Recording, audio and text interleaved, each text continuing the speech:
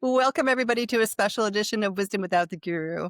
I'm really excited that, including this special podcast, there's going to be 3 others in collaboration with a former guest, Tracy Fance.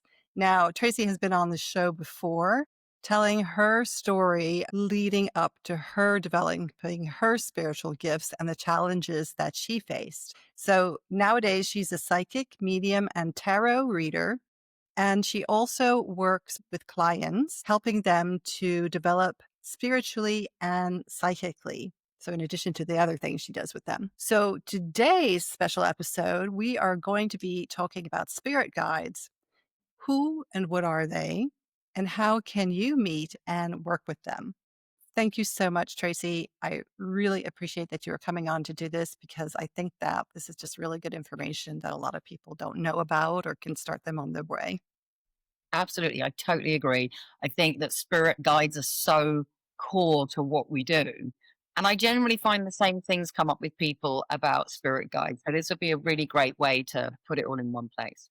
Well, I want to start with a story because just if you don't believe in them, let me tell you about my son. Because when my son was very young, when we were living in Singapore, he was going to Taekwondo.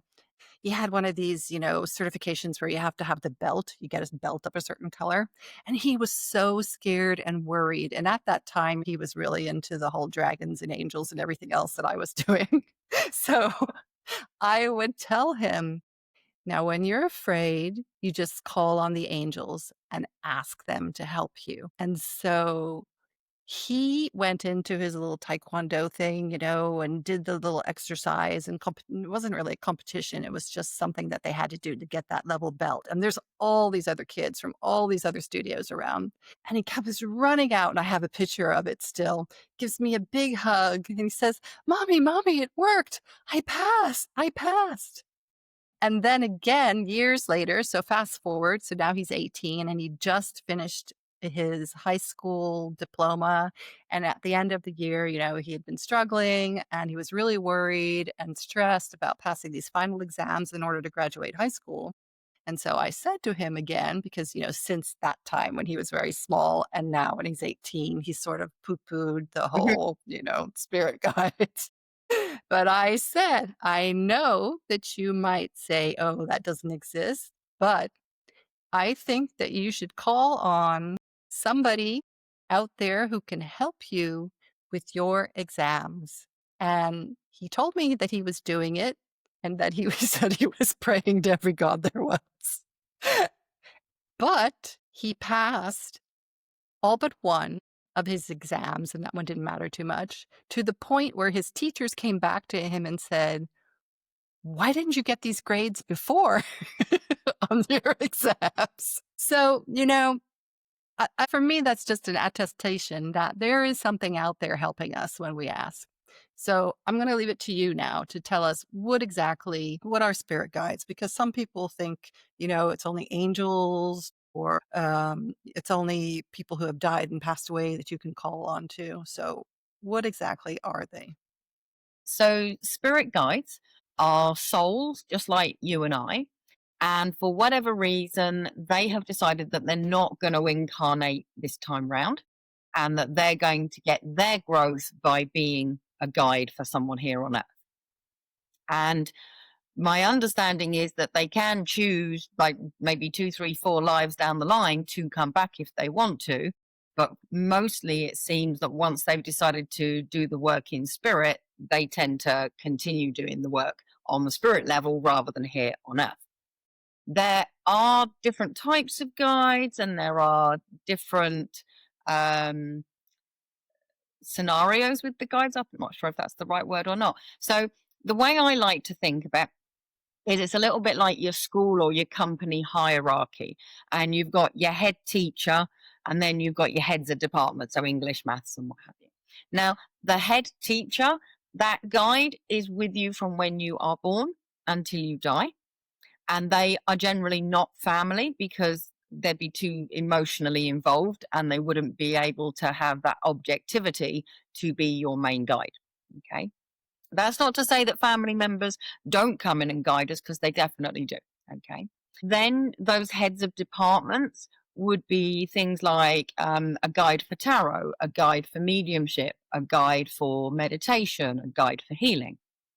Now, when I was doing this just for a hobby, I mostly only spoke to the same guide. But when I started doing this full time, I had a change of guides because I went from kind of just dabbling with my tarot cards to using them like 8 hours a day. And so I needed someone who was, more equipped to deal with it. So I tend to think of it like if I wanted to learn one and one is two, I go to the nursery teacher. If I need algebra and logarithms and all of that, I need to go to university level. And so our guides that deal with the each individual subjects, they can change. All right.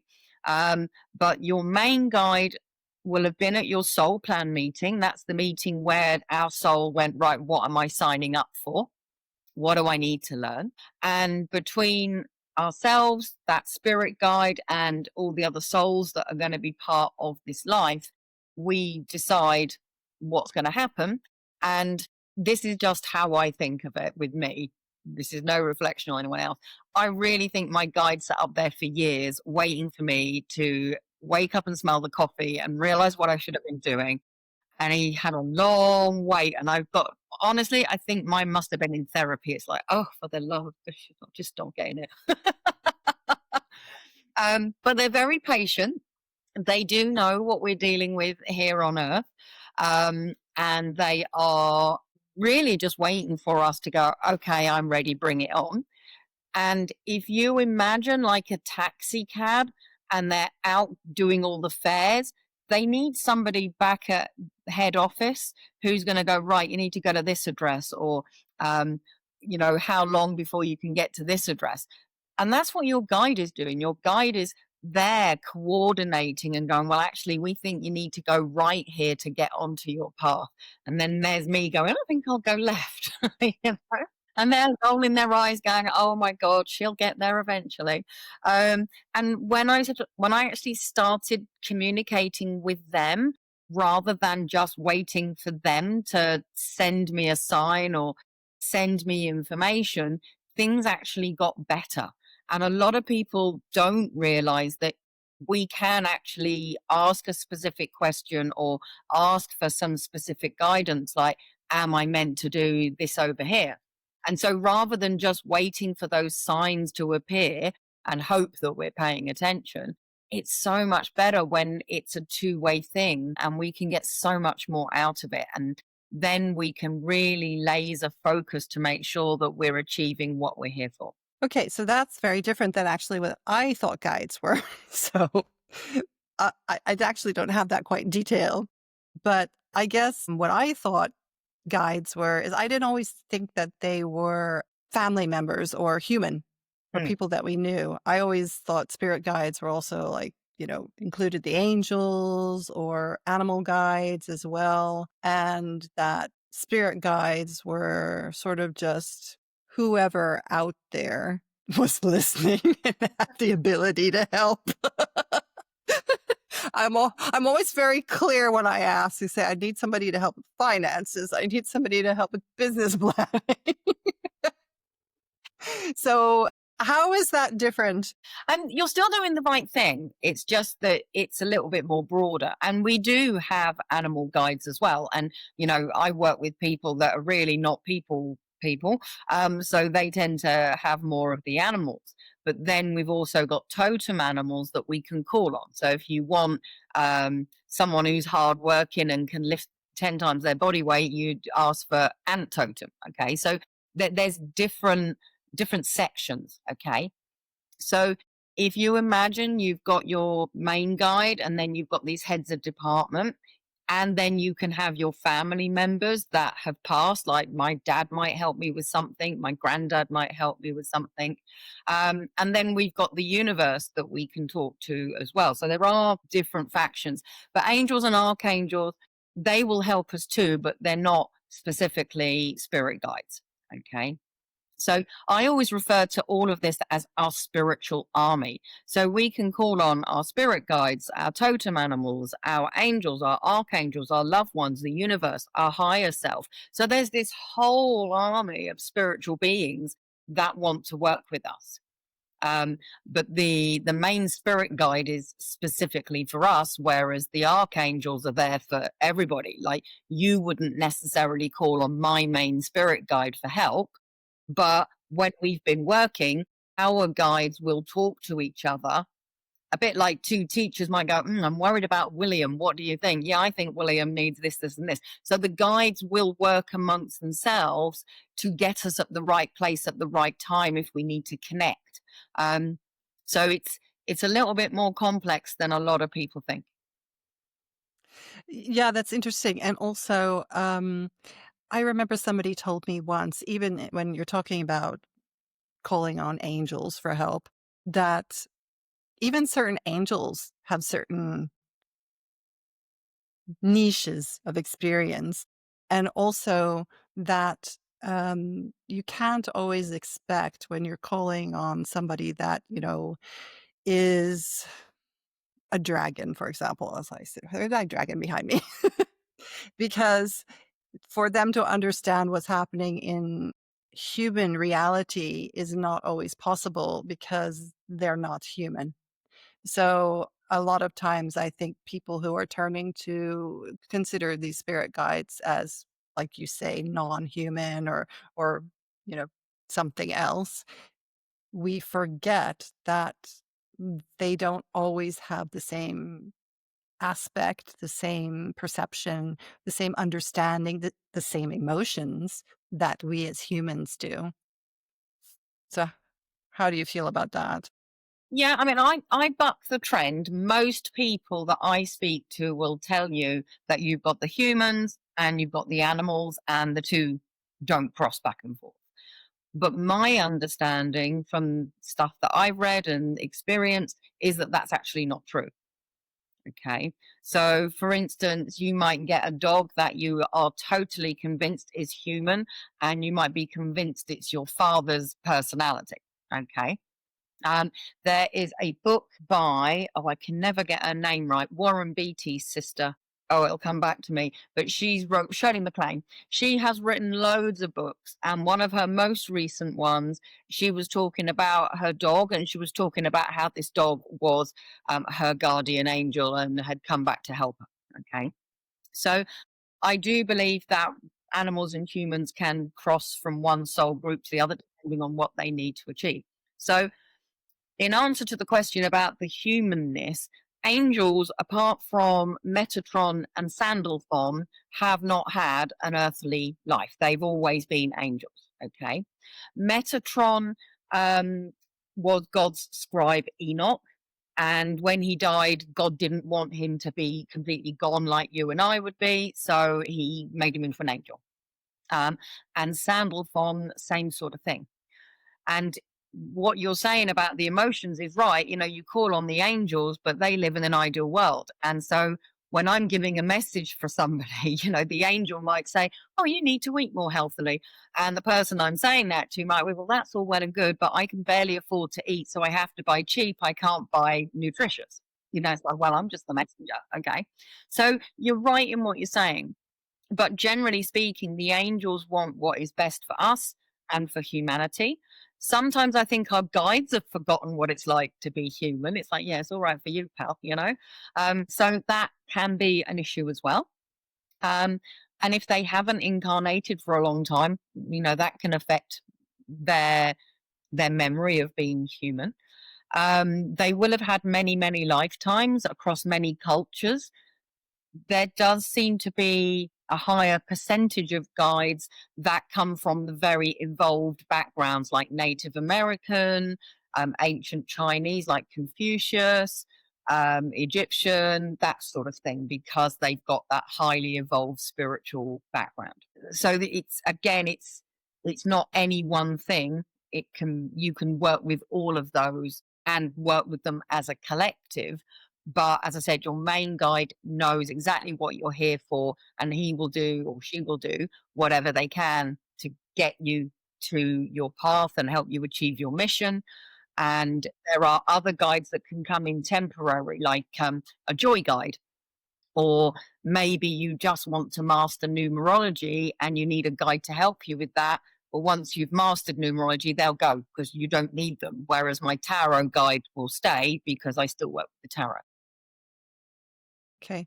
So, my question, which I'm sure some people are thinking, and I've had it asked too, is why would you call on guides when you can call directly to creator source? Okay, good question. I feel with that, it's like the chain of command. Okay.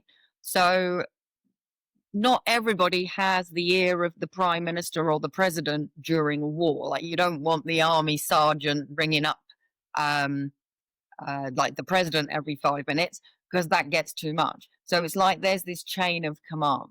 Okay. And so, yes, we can speak to source, but we would have to massively raise our vibration. And if we can't raise it enough, then source would have to drop down. And again, they can only drop down so far because otherwise they can't function. Same as mediumship. You know, mediumship, they can only come down so far and we have to go up. And so, if you're in a very, very low vibration for whatever reason, you're going to struggle to do psychic work, mediumship, and speak with the higher powers because you just don't have the right vibration. And there's things you can do to raise your vibration, so that's not a problem. So, it's easier for us to connect with the spirit guides because they're closer to us vibrationally. Um, I really should just draw a pyramid out of it. But like at the top, you've got source and you've got us and spirit guides and heaven or mediumship, whichever term you want to use. You've got the ascended masters, you've got higher self. So there's this like whole chain of command. And really, the point is to develop ourselves to the point that we can work with source. And then hopefully that would mean that we are ready ourselves to ascend and go back to source. But I don't think I'm anywhere close to that yet. So I just work with the ones that are easy to get to.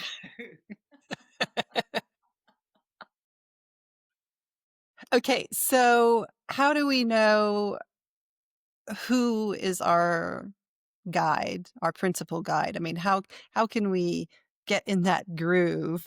I'll tell you something funny once. I had somebody, and it's actually the person who did this painting that you see behind me of the dragon. Um, she did a visualization of all the guides. She was doing these sort of intuitive paintings. she, I don't have it with me right now, but there's like 5 or 6 people all lined up. And she says, I couldn't do it. She said, there's like this line of them. you know? So after hearing you, I'm thinking, man, I must not have been listening to what they were saying if they were all lining up. Well, I think that they're there. They're all there. Like our loved ones are only a thought away. And when we think about them, it kind of acts like the tractor beam in Star Trek and it pulls them close. The same with our spirit guides. And the same with the angels. You know, you don't even need to know what angel you're asking. You might just go, I need protection. I'm asking the angels to protect me. And if you know it's Archangel Michael, brilliant. If you don't worry because they know. And that was one of the points you made earlier about them niching. Well, Metatron is for those that work with children or for children. He's also connected to the Akashic records. And then let's say that you're a bereavement counselor or end of life nurse, you would work with Azrael, who is the archangel of death. Now, most people think of the Grim Reaper and it scares the living daylights out of them. But actually, you need an angel that understands death so that you can work with it compassionately. And so having those niches is actually really important. But as I say, if you don't know who you want, just call on the collective and the same with your guides. But what I get my students to do is I get them to build that relationship with that main guide and all the other ones. It's not a one and done. You know, I could do a visualization or meditation and get you to meet your guide, but that's not going to be enough to build the trust. So, you know, if you met somebody for the first time and went for a coffee, you're not going to know everything about them after that one coffee. Might feel like it does. And then you go for another coffee and you learn a load more. And so it's about building up that connection. And then if we are working with multiple guides, it's about understanding what it feels like. So think of it like your phone. You've got a certain ringtone for your son, and another one for your husband, and another one for the person that you don't want to talk to because you know it's never a quick one or whatever it is. And so our guides have a signature, and so we know which one's working with us. So I know when my guide for healing is working with me versus the guide that is here to help me achieve my soul's destiny, purpose, whatever you want to call it. So that's actually part of the process that we have to build so that we can know who we're talking to and we can work with them effectively and we can get the most out of it. And is there any kind of give and take? Because, we've always got this idea of energy exchange. So you give something and then you get something and then you give something back. So is this also happening with spirit guides that they're giving, but you're giving something to them as well? Yeah, absolutely. So let's say, for instance, that I was working on an issue of strength, I don't know, and I'm asking my guide to work with me. He's communicating and giving me direction and information and inspiration and everything else. But because of that and learning how to work with me, he's getting growth or she's getting growth. I mean, souls don't have a sex. So I'm saying he or she, but actually it's more it. Because we put on a facade and we go, oh, I think I'll be male in this life. And it's the same with our guides. So with that, they're learning. So think of it like a teacher who's going through teacher training college and they're teaching a classroom of students. They're learning to be the best teacher they can be, and the students are getting the benefit of the teacher's learning. And so it's a two-way street. And so our guides are in learning. They're probationers, if you like. They might have done it umpteen times, but they're always learning until their soul is ready to go and do something else within the heavenly realms, because they don't have to stay as a spirit guide for the rest of their existence. So what you're saying is if we don't follow their advice, we're not helping them evolve. Yeah, absolutely. And there's a really great book. It's called the Trilogy of Oversoul 7, and it was written by Jane Roberts back in the 70s. And it is literally all about a soul that is learning to be a spirit guide and the mess ups they make and the biases they have, because every single soul has some kind of learning, whether it's we're too soft or whether we're too strict or whether we want everything our own way. And we all know that doesn't work. And so those spirit guides are going through that evolution and they've got to process out any flaws or any issues that they've still got. And the book's actually quite fun because there's this guide that's like, oh my God, this is way harder than I thought it was going to be. And it just appeals to my sense of humor. And that's why I think my guide must have been in therapy. I can just see him laying down on the therapy bed. Does that mean that you can actually get incorrect advice from a guide if they're still learning? It's not so much incorrect. It's more that they've got to learn, I can't think what the right words are. They've got to learn how to communicate better and to not be distracted by whatever they've got going on. And it's not that our guides lie to us, but I think sometimes they don't give us the full truth. But I also think a lot of that is down to the questions that we ask them. If you imagine that we meet somebody and we go, oh, I'm going to ask my guide if this person's for me, your guide's going to go, yeah, it's for you. But if you'd have said, is this going to be painful and is there a better partner for me? They might have gone, yeah. But we didn't ask that second question. We only asked that first one and got what we wanted. And it's like, brilliant, I'm going to go and date them. And when it goes horribly wrong, it's like, what the devil was my guide thinking? Why did my guide not tell me to, avoid that one like the plague? But we got growth and learning from it. So it was actually right for us, but we may not have enjoyed it, and there may have been a better way. Um, and I think sometimes our guides, it's like they take the harder route, or they don't realize that they could have given us something to do in an easier way. All right. So I think it's more like a miscommunication. Okay, interesting. I've never known that before. That's really interesting. Okay, so for someone who wants to get to know who their principal guide is or how they can start to work with them and talk with them, what do they do? Okay. Now, as soon as I say the meditation word, everyone's going to groan and go, oh, I hate that. Oh, no. Meditation is literally just an altered state, the same as sitting daydreaming in the traffic, laying in bed waiting to drop off to sleep. You know, it is just a relaxed state. And I'm always really clear with my students, you have to set your intention, because if you just go around and go and meditate and see who comes through, you're not going to know who's there, what their job is, or anything. So I would set that intention that you want to meet your main guide. So it's very, very clear who you want to meet. And then if there's any questions that you want to ask them, I would write those down ahead of time. And I normally give my student a heads up that I'm going to do that, because otherwise, if we're in the middle of the meditation and I go, right, what do you want to ask your guides? They're like, oh, I don't know. So, it's always good to have a little think on that ahead of time.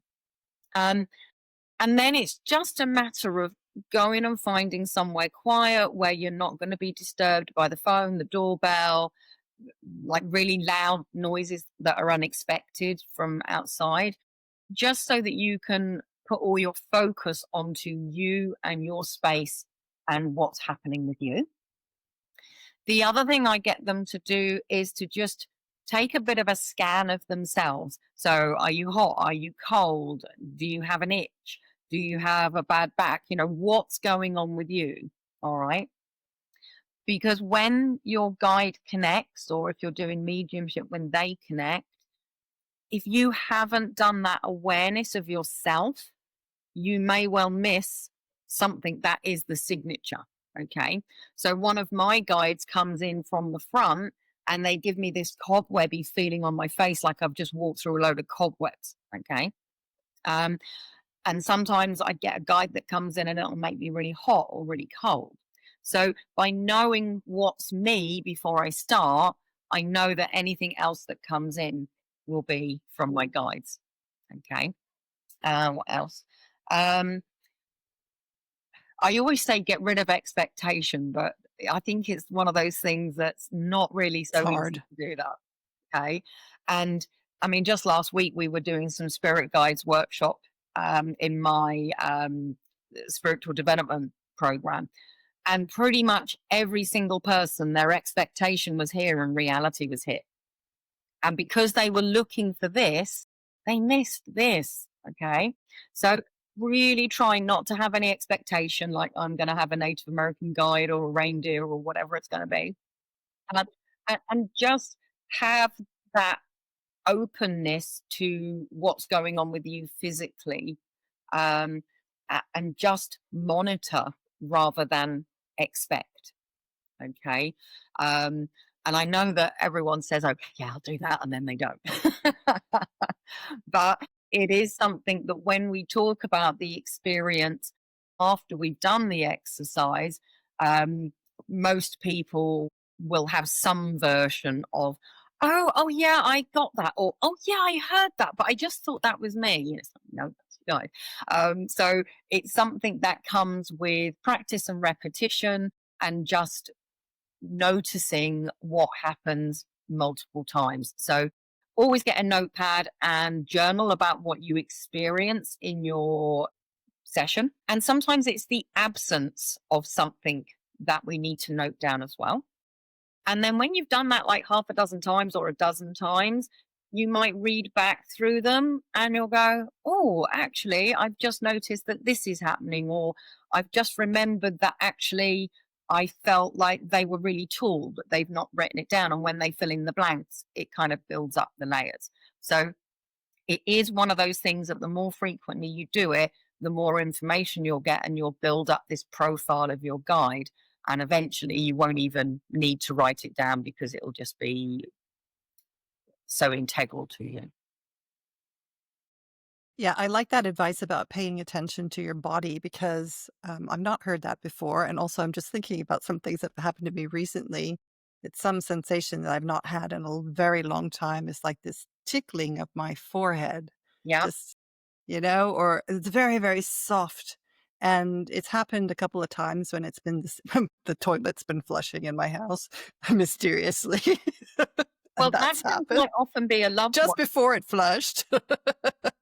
Because see, that sounds like that could just be a loved one. You know how like parents like to stroke their kids' hairs and stuff, or grandparents do. So it could be that. And if they're flushing the toilet, that's a parent or grandparent taking care of us. So that, that makes sense. Yeah, but, so there's 2 other questions. So, should you do any kind of, like, ceremonial type of thing, lighting candles, having crystals, bathing ahead of time, or just plop yourself down and meditate? Either or. Okay. So really it's about what we believe. So if we believe that we can't meet our spirit guides, we probably never will because the brain will give us that reality. And if we believe that we can and we will meet our guides, then we will.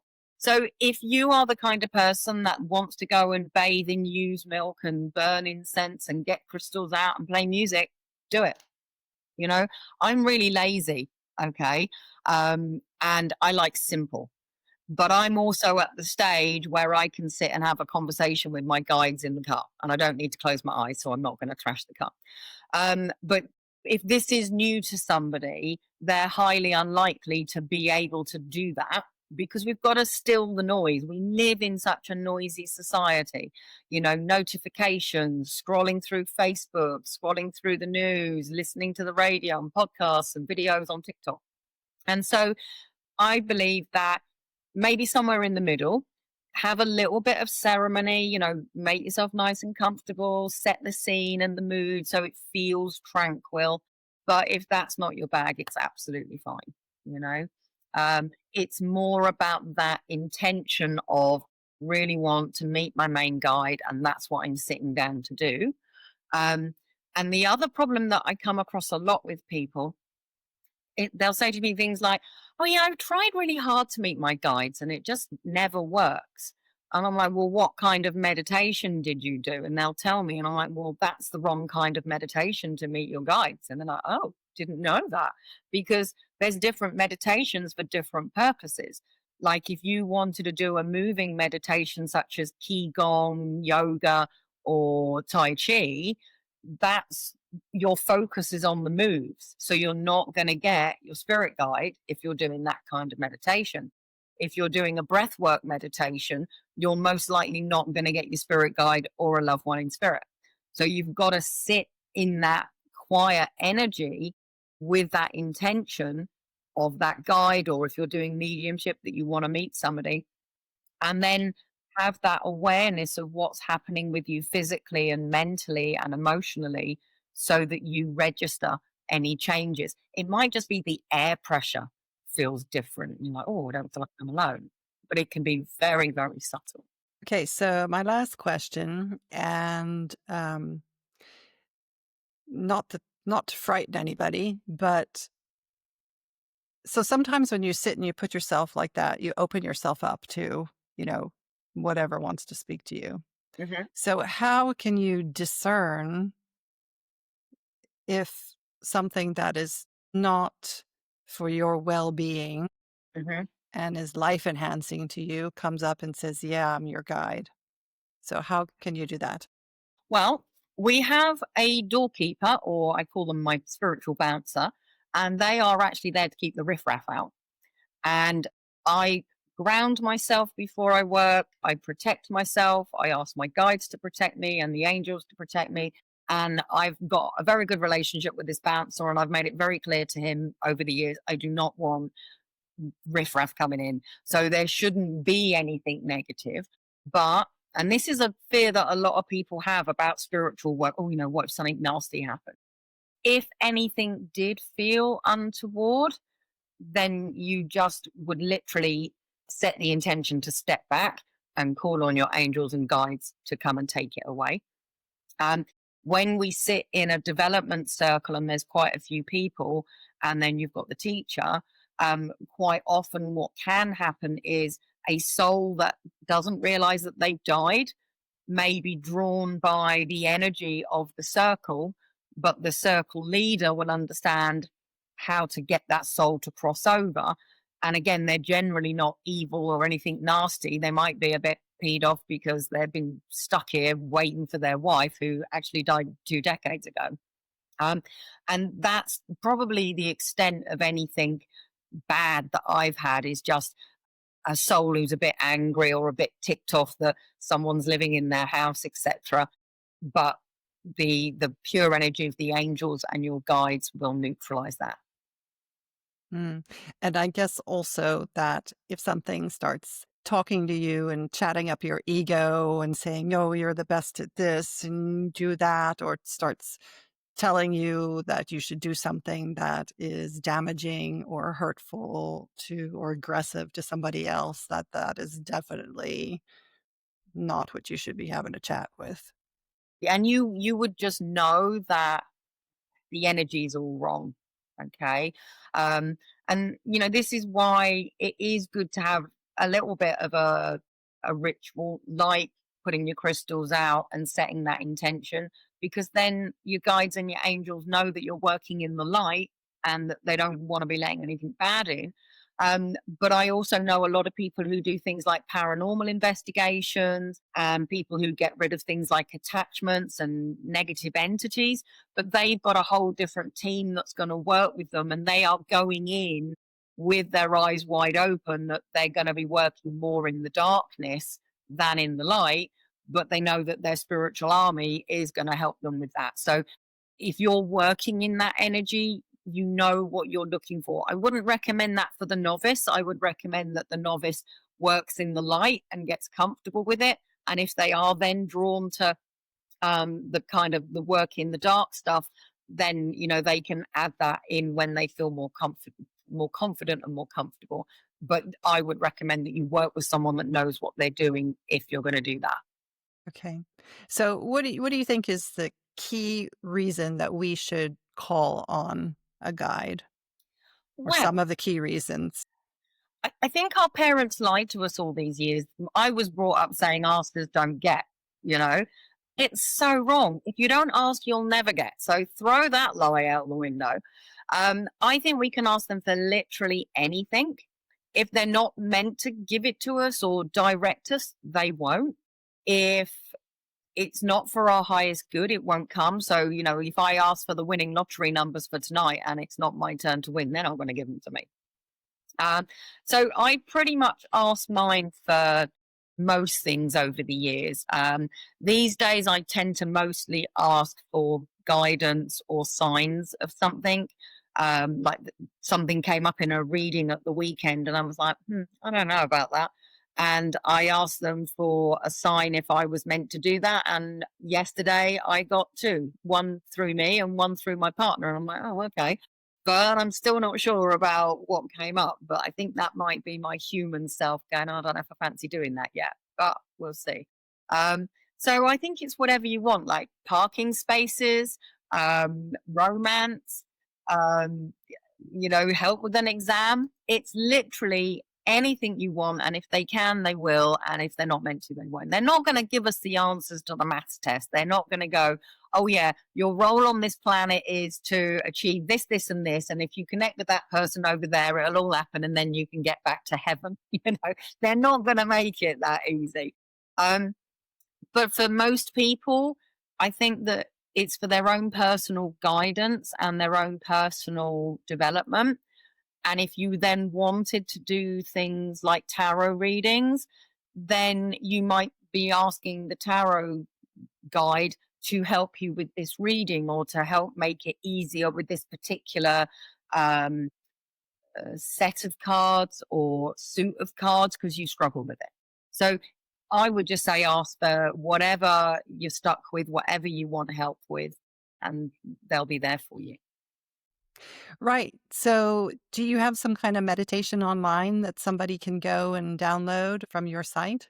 Yep, yep. Guided meditation? There's a guided meditation for the spirit guides on my website. It's not hours long, so don't worry because most people haven't got hours. And if you don't like the sound of my voice, and it is very important, I've had meditations over the years where their voice just grated on me and I couldn't listen to it. So if you don't like my voice, that's fine. There's loads out there. Find the one that works for you. Okay. But really, it is about keep meeting that guide, keep building the layers up so you recognize them and trust them. Because if a complete stranger walked up to you and went, right, go red 32 at the casino, you wouldn't do it. But if your best friend told you, you might think twice, but you might do it. You need that trust so that when they're bringing you information, you trust it and don't question it as much. Okay. Um, and I think it is just about keep filling up your journal with those notes on that guide until you feel like you know as much as you need to. And there's always something extra that will pop up. I mean, I was talking to someone the other day that I've known for absolutely years, and out of the blue, they went to me, "Oh yeah, because I'm like, really? I never knew that about you. I've known you for years, and it just never came up." And so it's going to be the same with your guides. There will be something that pops up once in a blue moon that is important, but you didn't need to know it before that point. Hmm. Okay. Okay, so the link to your website will be in the show notes and it will also be across the screen so you will see it if you're watching the video for it. If you're not, look in the show notes and it'll be there. So go check out that download of that guided meditation.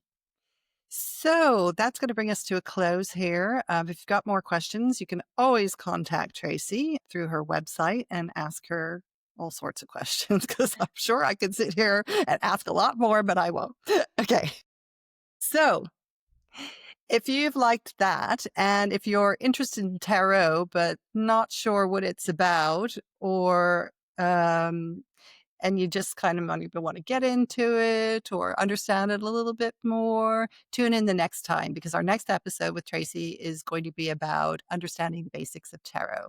So thanks, everyone. I'm Regina. I'm your host, and I have been talking with Tracy Fance.